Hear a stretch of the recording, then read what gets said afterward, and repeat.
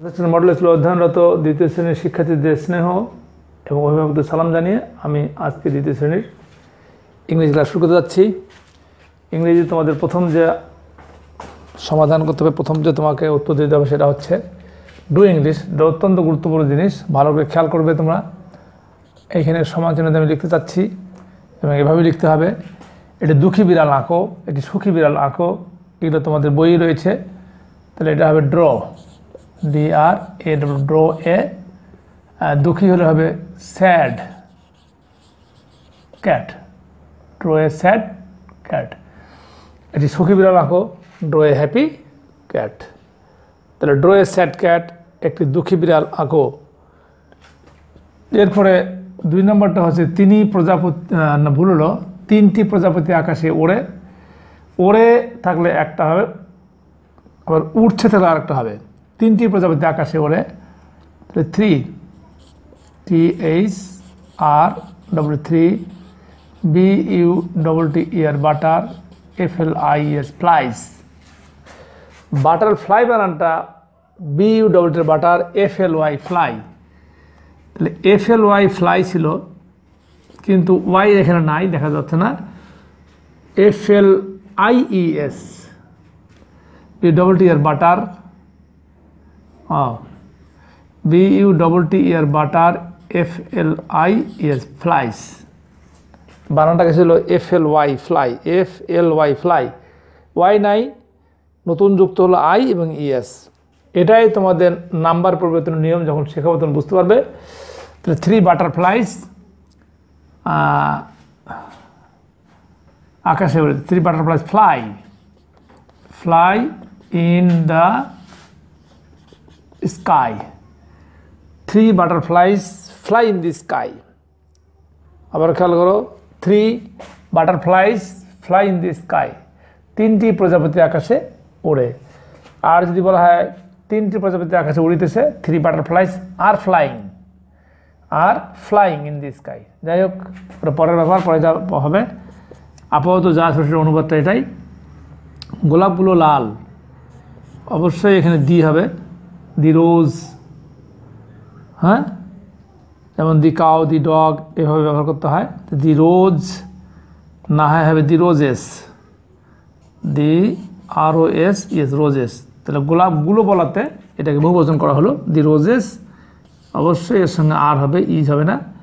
দি roses আর red, দি roses আর red, গোলাপগুলো লাল, দি roses আর red.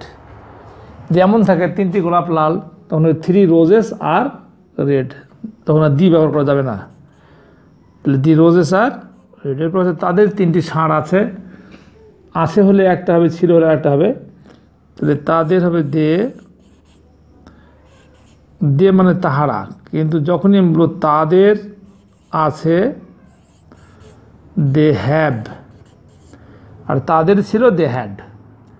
তাদের, এই যে তাদের আছে, দে হ্যাভ, আর তাদের ছিল তখন হবে দে হ্যাড। তাহলে দে হ্যাভ 3, বানান করে লেখা যায়, এমনি লেখা যায়, দে হ্যাভ 3।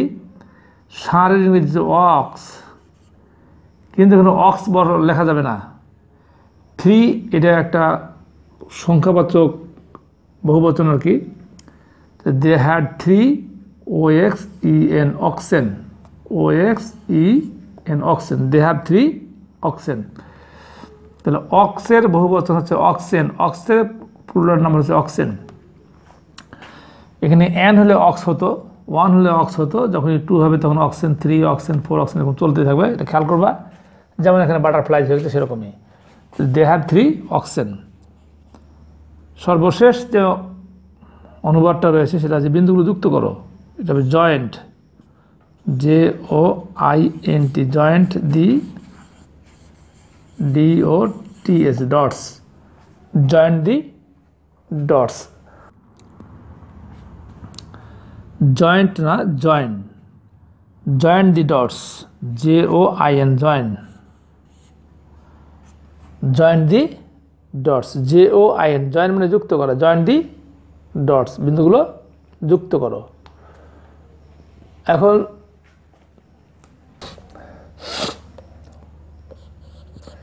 2 নম্বর আইটেমে রয়েছে নাম্বার কাকে বলে, উহা না, হ্যাঁ উহা কত প্রকার, কি কি, প্রত্যেক প্রকার দুটি উদাহরণ দাও।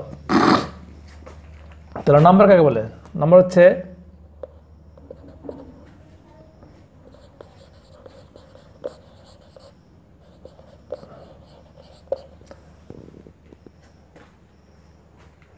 যে সমস্ত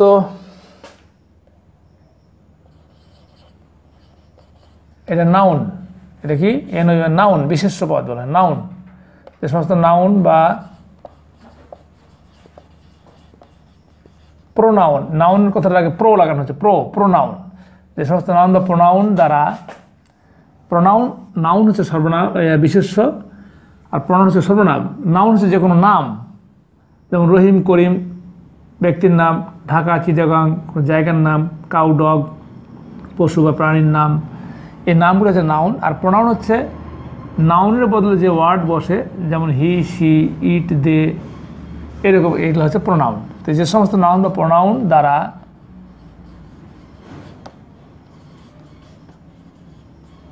ব্যক্তি, বস্তু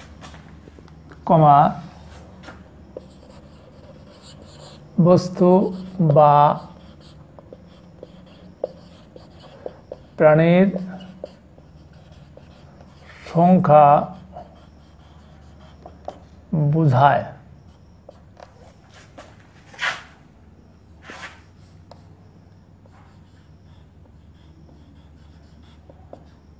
যে সমস্ত প্রোনাউন দ্বারা ব্যক্তি, বস্তু বা প্রাণীর সংখ্যা বোঝায় তাকে বচন বলে, তাকে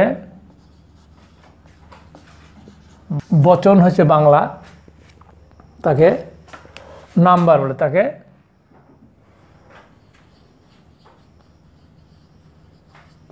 নাম্বার বলে। আবার বলছি, যে সমস্ত নাউন বা প্রোনাউন দ্বারা ব্যক্তি, বস্তু বা প্রাণীর সংখ্যা বোঝায় তাকে নাম্বার বলে। নাম্বার দুই প্রকার। এই নাম্বার বানানটা NUM, দেখতে একটু যদিও অস্পষ্ট হয়ে গেছে, NUM, নাম, BER, নাম্বার।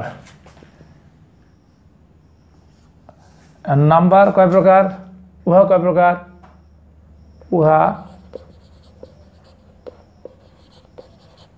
দুই প্রকার, উহা দুই প্রকার। কি কি? যথা SINGULAR সিঙ্গুলার,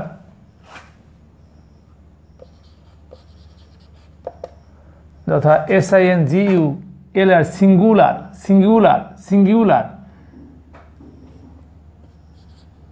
সিঙ্গুলার নাম্বার,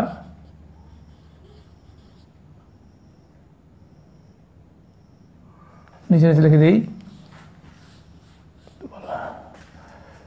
উহা দুই প্রকার।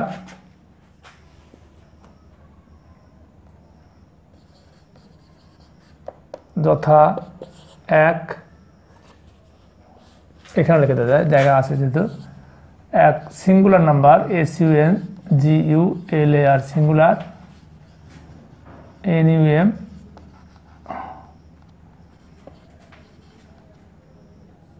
এক singular number, SINGULAR singular number. দুই plural number, PLURAL plural, NUM BER number. এক সিঙ্গুলার নাম্বার, দুই plural number, PLURAL plural number.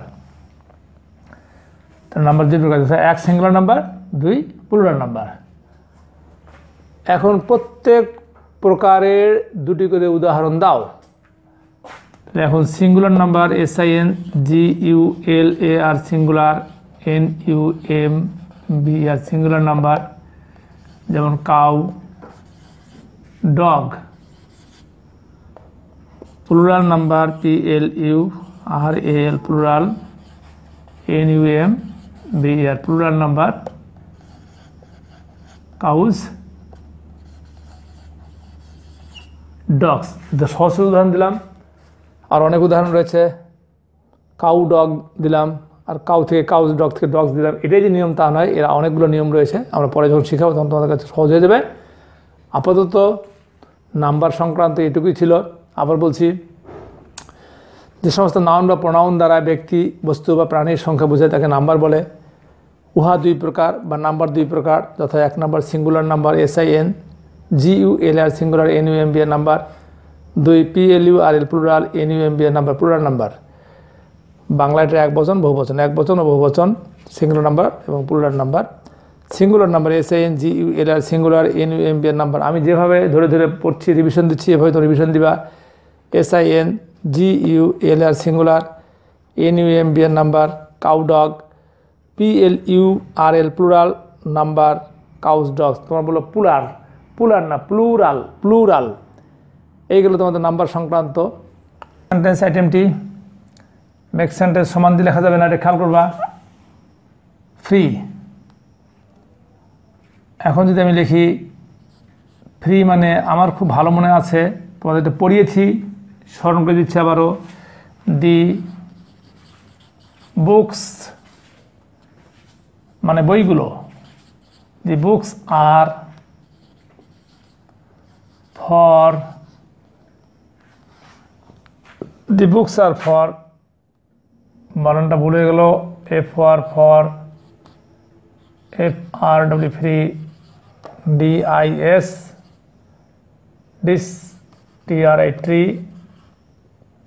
Distribution BUTION, the books are for free distribution, DISTRI distri, BUTION distribution. ইংরেজি খুব কঠিন জিনিস নয়, যদি তোমরা ইংরেজিগুলোকে সুন্দর করে ভাঙিয়ে নিতে পারো, সিলেবেলে ভাগ করতে পারো, যেমন ডিস্ট্রিবিউশন, তাহলে সহজ হয়ে গেল। দি books are for free distribution, এটার বাংলা হচ্ছে বইগুলি বিনামূল্যে বিতরণের জন্য, বইগুলো বিনামূল্যে বিলি করার জন্য। দ্বিতীয় সেন্টেন্সটা একই জিনিস লিখে দেওয়ার অসুবিধা নাই। দি books are for, the books are for free distribution। এবার এখানে আন্ডারলাইন করো, তাহলে বোঝানো হচ্ছে যে এখানে আমরা যেটাকে হাইলাইট করলাম, যেটা বোঝানোর চেষ্টা করলাম, সেটা ডিস্ট্রিবিউশন দিয়ে বাক্য তৈরি করলাম, এই জন্য ডিস্ট্রিবিউশন দাগ দিলাম, আর ওখানে দাগ দিলাম ফ্রি, সুতরাং ফ্রি দিয়ে বাক্য তৈরি করলাম। এই জন্য দি books are for free distribution, বইগুলি বিনামূল্যে বিতরণের জন্য। দি books are for free distribution, এটা বইগুলি বিনামূল্যে বিতরণের জন্য, বন্টনের জন্য। একাডেমিক, একাডেমিকের অর্থ হচ্ছে শিক্ষা সংক্রান্ত। তাহলে একাডেমিক, এটা একটু বড় হবে বাক্যটা। The book is, the book is from the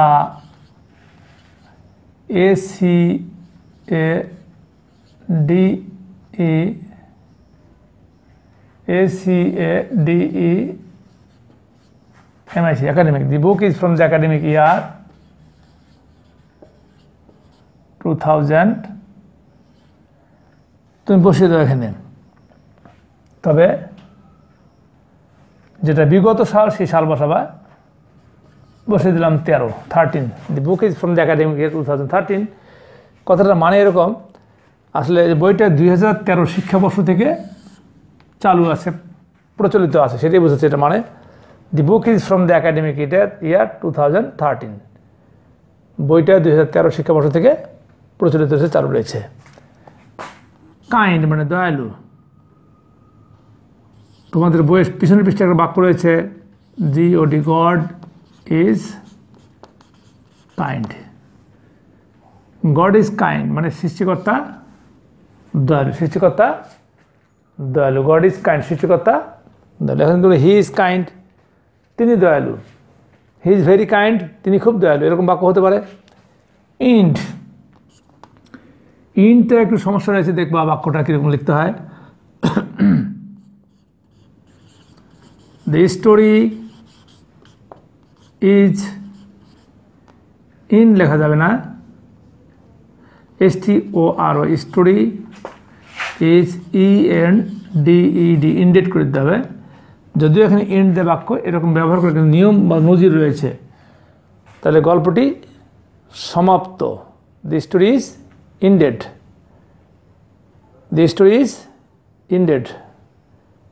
তাহলে ইন্ড দিয়ে বাক্যটা করতে গেলে ইন্ডেড করতে হলো, এটা খেয়াল করবো তোমরা একটু। The story is indeed. অথবা একটা বাক্য আছে তোমার যে what do think the moral of the story, কি the farmer is sad at the end of the story, এটা লিখে দিচ্ছি আমি। যদি ইন দি ব্যবহার করতে চাও তাহলে লিখতে হবে এরকম, দি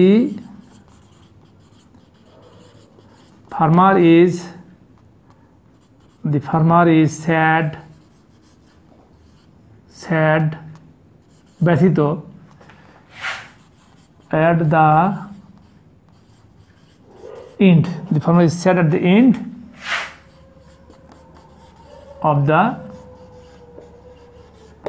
story। তাহলে এখানে এন্ড থেকে গেল। কৃষক গল্পের শেষে ব্যথিত হন, বেদনাহত হন, মর্মাহত হন ইত্যাদি এরকম। তাহলে এই ছিল তোমাদের make sentence. The farmer is sad at the end of the story, অথবা the story is indeed. Kind the god is kind, সৃষ্টিকর্তা মহান। Academic the book is from the academic is 2013, বইটি 2013 শিক্ষাবর্ষে প্রচলিত আছে। Distribution, the books are for free distribution, বইগুলো বিনামূল্যে বিতরণের জন্য। ফ্রি দেওয়া হবে, the books are for free distribution, একই কথা কিন্তু আন্ডারলাইন করা হয় দুই জায়গায়। এখন তোমাদেরকে নিয়ে যাবো আমি। আজকে তোমাদের জন্য একটা সুন্দর অনুচ্ছেদ রয়েছে, অত্যন্ত ইম্পর্টেন্ট, তবে অর্থটা সুন্দর কিন্তু মুখস্থ করাটা কঠিন। সেটা হচ্ছে the golden goose, the GOLDEN, golden goose, GOOC, goose. যেভাবে থাকবে সেভাবে তোমরা লিখে নেবে হেডলাইনটাকে। দি গোল্ডেন গুজ কথাটার মানে হচ্ছে সোনার ডিম পাড়া রাজহংসী, সোনালি রাজহংসী নয়। তোমাদের বইয়ে এটাকে যেভাবে দেওয়া আছে ওভাবে লিখলে এটা সঠিক অর্থ উদ্ধার করা সম্পর্ক খুব ভালো একটা হবে না। এই জন্য এই অনুচ্ছেদটা দেওয়া আছে বিশেষ করে অতীতকালে, যেমন হয়তো বইয়ে আছে, আমরা বললাম ছিল, তারপরে হচ্ছে রাজহংসীকে হত্যা করে, রাজহংসী হত্যা করেছিল, রাজহংসীকে হত্যা করেছিল, এরকমভাবে আর কি অর্থগুলো এরকম হবে। তাহলে বাক্যগুলো হচ্ছে এরকম যে এ পুয়ার ফার্মার হ্যাড, ওখানে আছে হ্যাজ, এখানে আছে had. A poor farmer had a goose, এক গরিব কৃষকের একটি রাজহংসী ছিল।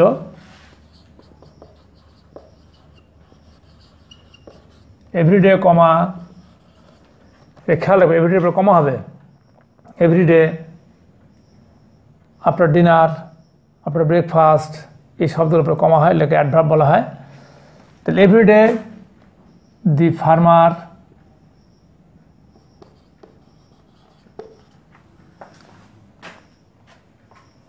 everyday the farmer sold, sold the, no, a poor farmer had a goose, every day the goose, every day the goose, every day the GOOSE, goose laid an egg, LAID, laid,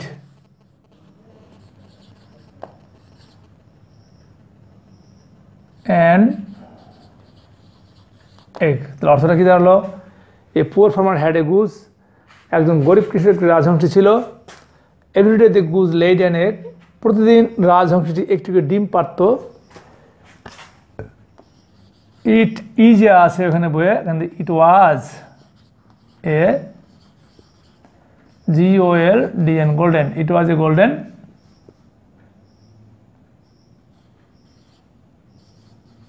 egg. এটি ছিল একটি সোনার ডিম। Every day the farmer sold the egg.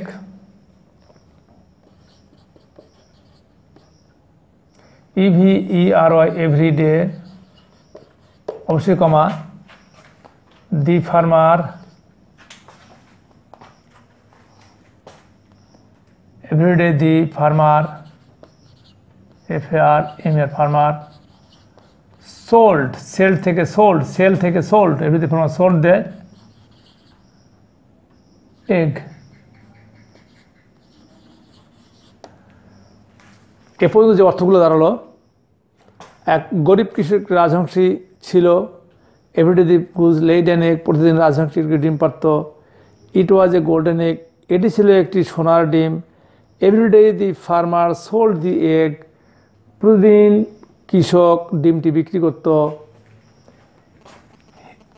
কিন্তু বিক্রি করতে কী হলো তার ভীমরতি হলো, অর্থাৎ মনটা বেঁকে বসলো। যাই হোক, হি wanted WANTED, he wanted to be rich, সে ধনী হতে চেয়েছিল,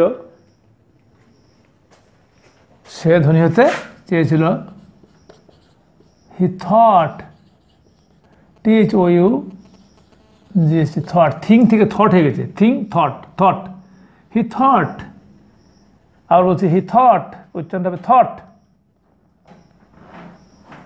he thought, শুনলেই তোমাদের মনে থাকবে, শুনে he thought, he thought all the eggs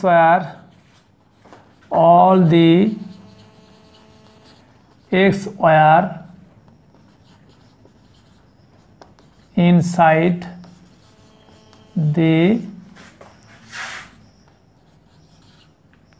goose. He thought all the eggs were inside the goose. So অবশ্যই কমা হবে। So he KIDD killed, সুতরাং সে হত্যা করেছিল। So he killed the goose. So he killed the goose. সুতরাং সে রাজহংসটিকে হত্যা করেছিল। But there were no eggs বিস্ময় চিহ্ন, কিন্তু সেখানে কোনো ডিম ছিল না। But there were no eggs. আবার বলে দিচ্ছি, a poor farmer had a goose, এক গরিব কৃষকের একটি রাজহংসী ছিল। Everyday the goose laid an egg, প্রতিদিন রাজহংসীটি একটি ডিম পারত। ইট ওয়াজ এ গোল্ডেন এগ, এটি ছিল একটি সোনার ডিম। এভরিডে অবশ্যই কমা খেয়াল করবো, every day the farmer sold the egg, প্রতিদিন কৃষক ডিমটি বিক্রি করত। He wanted to be rich, সে ধনী হতে চেয়েছিল। হি থট, সে ভেবেছিল। All the eggs were inside the goose, সবগুলো ডিম রাজহংসীর পেটে আছে। So he killed the goose, সুতরাং সে রাজহংসী হত্যা করে। But there were no eggs, কিন্তু তথায় কোনো ডিম ছিল না, এটা অর্থ বিস্ময় চিহ্ন থাকবে। এটা ভালো করে পড়বে, আমি অর্থগুলো বললাম সেটা খেয়াল করবে বারবার এটা। এরপরে তোমাদের জন্য আজকে যে হোমওয়ার্কটা রয়েছে সেটা 1 নম্বর নাম্বার কাকে বলে পড়া ও লেখা, তারপর হচ্ছে 2 নম্বর হচ্ছে টেক্সট বুকের 22, 23, 27 পৃষ্ঠা রাইম পড়া, অর্থাৎ তোমাদের ইংরেজি টেক্সট বুকের 22 পৃষ্ঠা, 23, 27 পৃষ্ঠা 3টা রাইম ভালো করে পড়ে নেবে। এটা তোমাদের পড়া হয়ে গেছে, রিভিশন আকারে থাকলো। খোদা হাফেজ।